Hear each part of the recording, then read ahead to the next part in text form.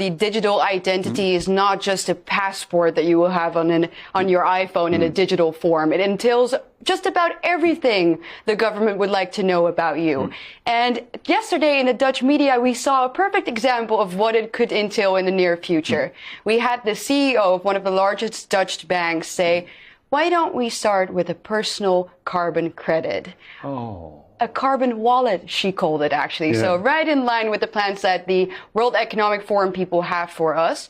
And she said it in a way that was particularly funny. She said, well, if everyone gets an individual personal carbon credit, why don't we make it so that rich people who, for example, want to go on holiday a little too often can buy personal carbon credit from other people who, for example, can't afford buying plane tickets or eating meat too often. So we can that way swap it out. Oh, so if Bill Gates or Leonardo DiCaprio's carbon footprint is getting a bit too big, then some peasant living in his hovel up country somewhere can sell his, and he can't afford to go to Saint-Tropez, but he'll be able to sell his carbon allowance to Leonardo DiCaprio so Leonardo can park his yacht in Saint-Tropez for a couple of extra days. Exactly right. That's it. So what will happen is the rich will get richer, the poor will get poorer, and they're saying it openly as if it's not a controversial thing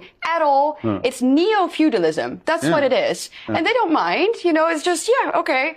Then they said, well, it's just a thought experiment, because obviously a lot of people were kind of upset about this communist ideal that they just presented to the people on TV as a good idea. So they said, oh no, it's a thought experiment. Well, we've heard that before. Yeah, we've had too many thought, but it was interesting to see. As you were talking, we saw that banker. She was being interviewed on a Dutch radio show, and she got a little too relaxed, and actually, as they say in America, said the quiet part out loud. You're not actually meant to. You're not actually meant. There she is. She's chatting in the radio studio, and she just gets a little carried away. And we went to announce. Now, you know, there's a bank vice president in Canada. I think it was the Canadian Imperial Bank of Commerce, which is one of the biggest banks in Canada, said pretty much the same thing and sold it on. This is going to be so convenient because all your information will be centrally located. So we can save the planet.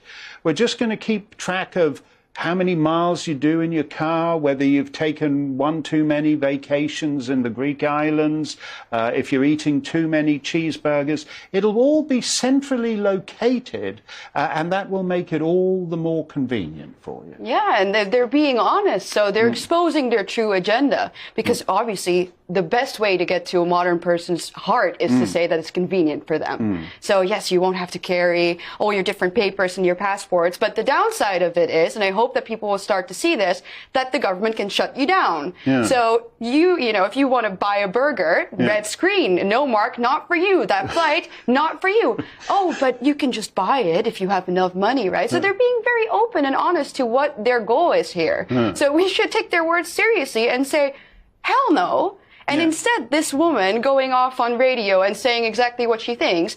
Now, we had backlash, right? So people were upset about it, but she's invited on national television tonight. So in an hour, she will be sitting there talking about this great thought experiment. And then suddenly it's part of the debate. And it's accepted. Whereas I would say we should cancel these communists immediately and say, get the hell out of my private life. I'm not having you track me and decide what I eat and where I go.